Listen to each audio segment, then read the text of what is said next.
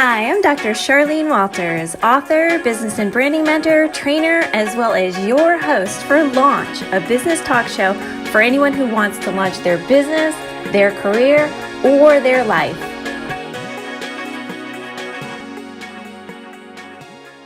Hi everyone, welcome to Launch. I'm your host Charlene Walters, and I'm super excited because today we have a wonderful guest, Allyson Roberts. She is an intuitive healer, she is a coach, she is a lot of great things. Welcome to the show, Allyson. Thank you. I'm so excited to be here. I'm super glad you're here as well. I've been reading about your background and it's so interesting. Can you tell us a little bit about what you do? Yes, so I'm a cognitive behavioral expert, and I combine the brain work with spirituality to help people overcome childhood trauma. Nice. Very nice. That is, so needed in today's world. And I know that your background really helps you to do an excellent job with that. Can you talk a little bit about it? It seems like quite a story, how you started out and what happened to you when you were 19. Yes, so I actually wrote a book about it. I have it right here, The Spiritual Journey. The part no one talks about, and it's on Amazon if someone wants to pick it up. But my story is that when I was 19, I was engaged to be married and ended up getting pregnant before our wedding date. And my fiance's father did not approve of the pregnancy. And then after I was pregnant, he no longer approved of us even getting married. And so my fiance was kind of battling on my behalf, and it didn't work. So I came home from college one day, and he and his dad had changed the locks on my fiance's house. Oh. And so I called my mother and I moved back home, but my mother isn't well. She has a lot of disorders, as far as like some of my therapists in the past diagnosed her with bipolar. I don't think it's that. I think she just has a lot of trauma. Okay. And she ended up kicking me out as well. And so at 19, I was pregnant, living in my car and on campus in the dead of winter. So it was kind of an ordeal. Yeah, definitely. That is a huge ordeal. And I mean, it's just amazing that you were able to pull yourself out of that and bring yourself up. I know I similarly had a tragedy in my life where my husband passed away and my kids were really small. And I think, and probably I'm assuming in your situation, but I'd like to hear more from you, that sometimes if you have another person depending on you, as you did in this case, you're about to have a baby, and I had my two girls, that you almost don't have time to feel sorry for yourself. It's like trying to just get out of the situation and turn it around. But I'd love to hear what you did to kind of pull yourself up from that. Yeah, it's so interesting that you say that. I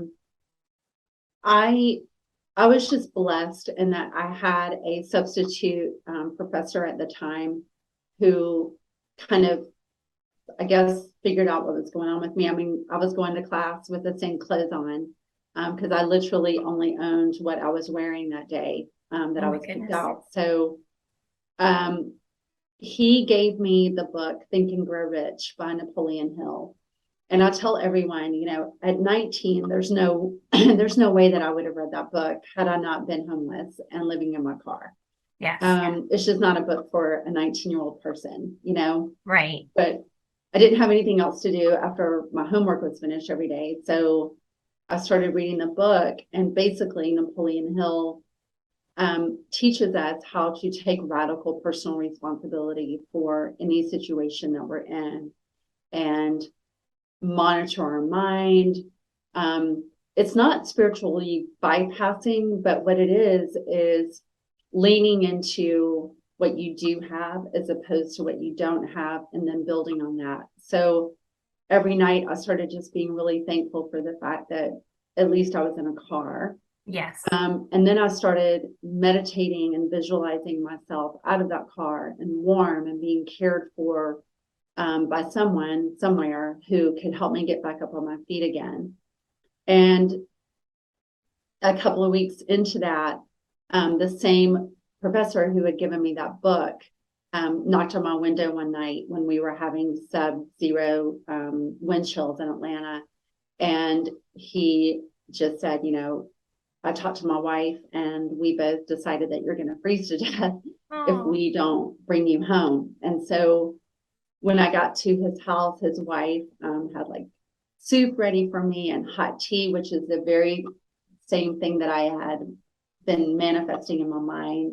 oh, She that's had this big, like, white plush robe waiting for me. I manifested that. I thought about that.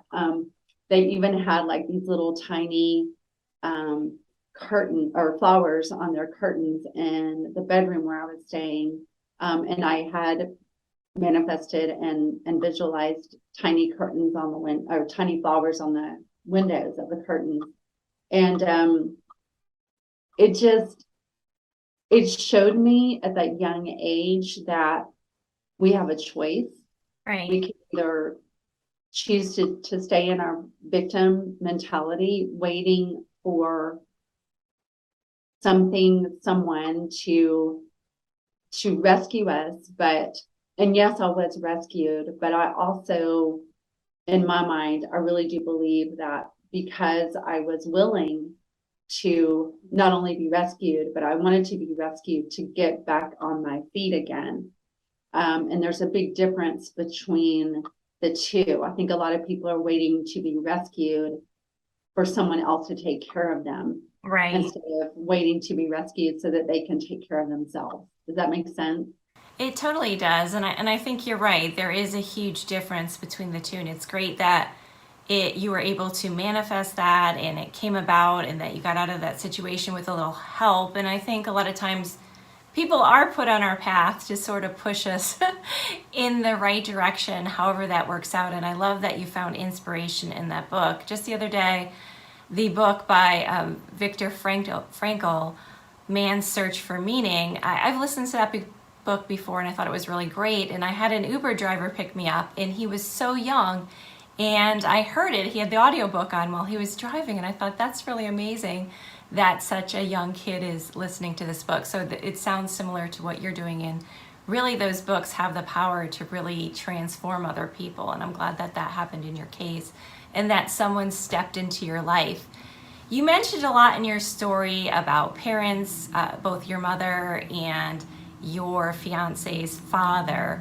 And I know you do a lot of work in terms of helping people heal from parental wounds. Can you talk a little bit more about that?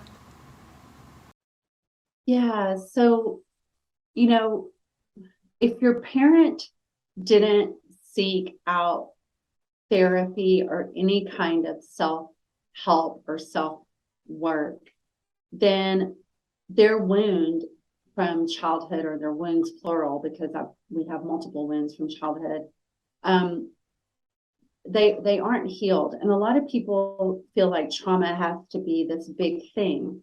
But the Right. definition of trauma is anything that changes your view of yourself or the world. And so that could just be like being picked last for dodgeball every day on the Right. playground. It doesn't have to be like this big thing. Right.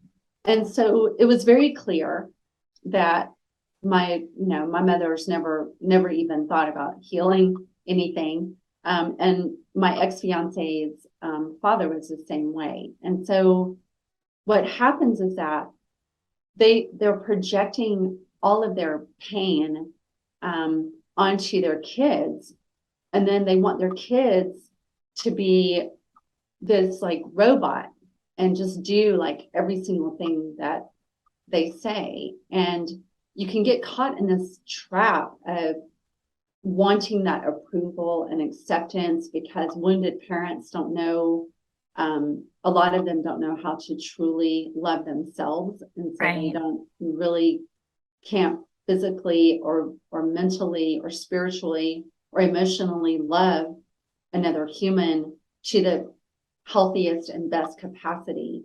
So what happens is that kids end up in this very confusing environment of wanting their parents' love and not having their own needs met.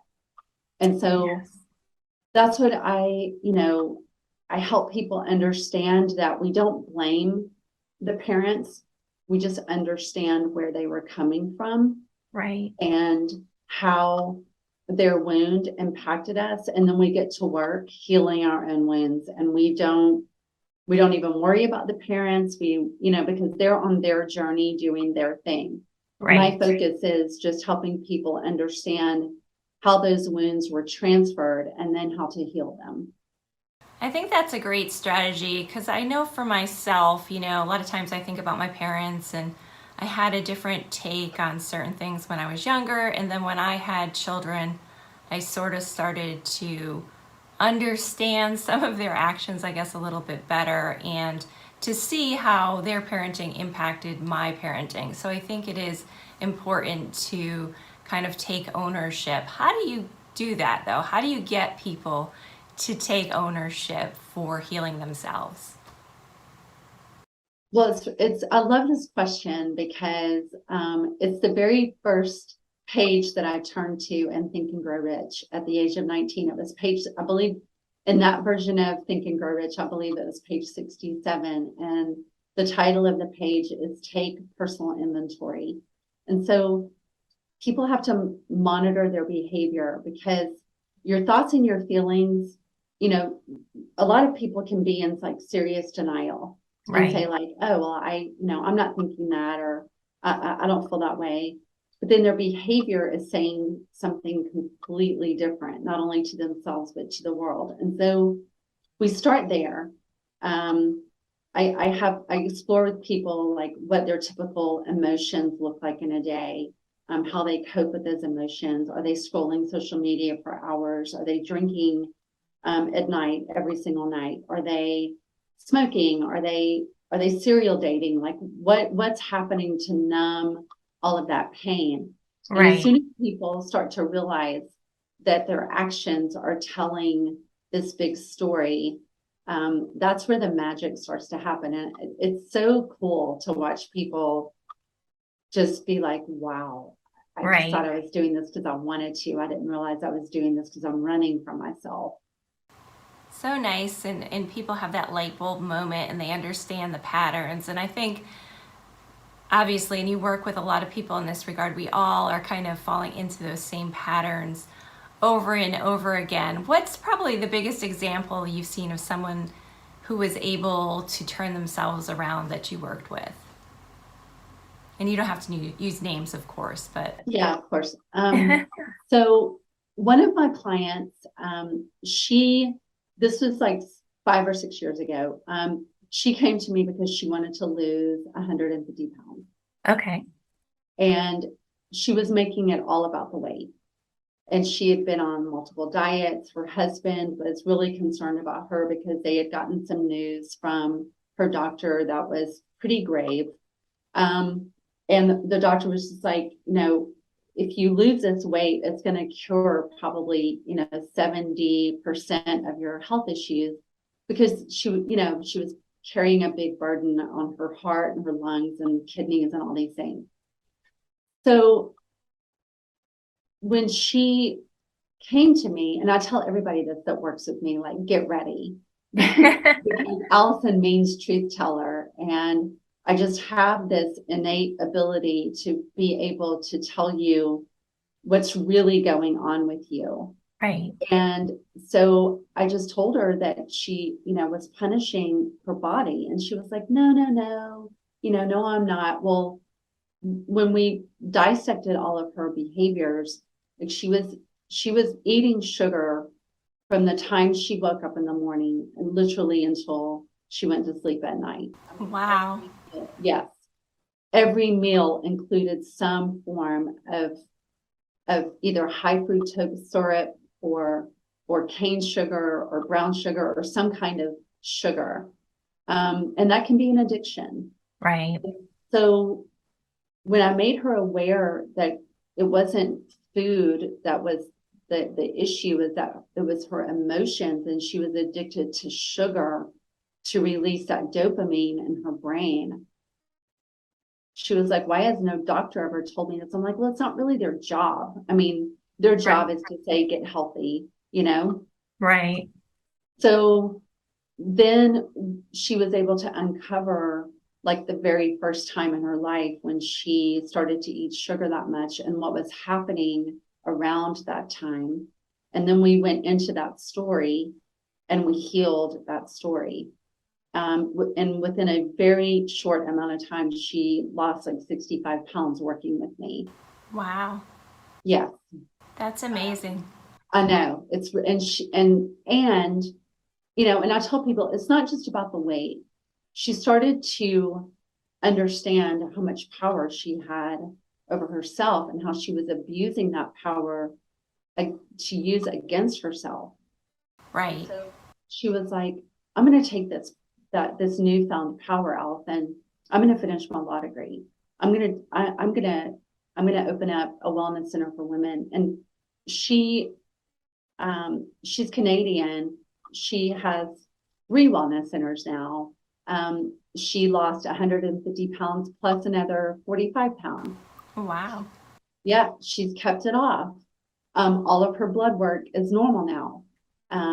She opened up a childhood trauma center alongside 2 doctors in Canada to help children who are going through not necessarily abuse, but just a lot of dysfunction, like if mom and dad are divorced and then both of them remarry, that's trauma for children. Right. And so she's just taken that power that was just hiding in there behind all of that trauma. And she not only drastically changed her own life, but she is impacting literally thousands of people. And it makes me emotional and just so happy in my heart because the power of healing is just, it's so huge. And I wish that I wish I could just help people understand. And that's what I'm trying to do through my book and speaking at Harvard and talking, podcasts and all those things. I'm trying to help people understand that healing trauma is the answer to their problems. Yes.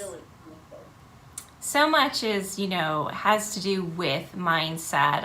I'm really a big believer that mindset is everything in business and life, everywhere you go. So it's great that you're doing this work. Another common thing that I see, particularly with women, I think, is that they are a lot of the time so busy trying to please everyone. What would you say about that? What can someone do to learn to get out of that pattern of behavior? They have to learn to love themselves. Yes. Because people pleasing comes from the approval and the validation and the acceptance that's on the outside of us. And what really happens is that a lot of times we don't even get the validation anyway. Right. It's true. I think you're right. It's so true. I was talking on another podcast the other day, and when I said that, the host was like, right, I don't remember the last time that someone like really thanked me for picking up all of their kids and taking them to Girl Scouts, or just the things that like these big extra things that we do because we want to be the hero. Right. And the way to heal that is to be our own hero by truly and deeply learning the value of ourselves and then falling in love with that value. I completely agree, and I think it is a big problem for everyone because they're afraid to say no for a variety of reasons. And a lot of it too has to do with setting boundaries. And setting boundaries is so important because a lot of times we can give so much of ourselves away, whether we're parents and we're giving away time to our children, or maybe we're in relationships or whatever it is. And sometimes we can put ourselves last on the list. What would you suggest for people in terms of setting healthy boundaries? The very first thing is to learn that no is a complete sentence. You don't have to explain yourself. Yes. Yeah. And starting to feel comfortable with that is to start with yourself. So, for instance, if you make a promise to yourself to go to the gym, let's say. That's a boundary. Like you've told yourself, I'm going to the gym. Right. And then if you find yourself not putting your tennis shoes on, starting to make excuses, oh, it's gotten too late now, the day's been too hard or whatever, is to say, no, I promised myself that I'm going to the gym and I'm going to the gym. Right. Because if we don't keep boundaries within ourselves, there's no way that we're going to be able to keep boundaries with other people. So it has to start with ourselves. Yes, I agree. And I think the gym is a great example because I find myself sometimes skimping on that around the schedules of other people and things I'm doing.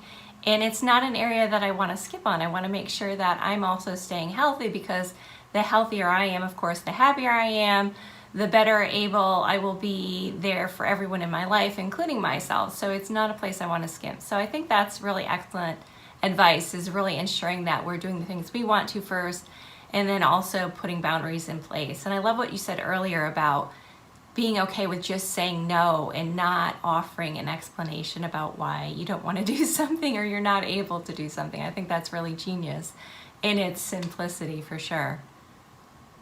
I like to switch things up a little bit. I have a fun game I like to play in my show. It's called If You Tell Me Yours, I'll Tell You Mine. So would you like to play, Allyson? I would love that.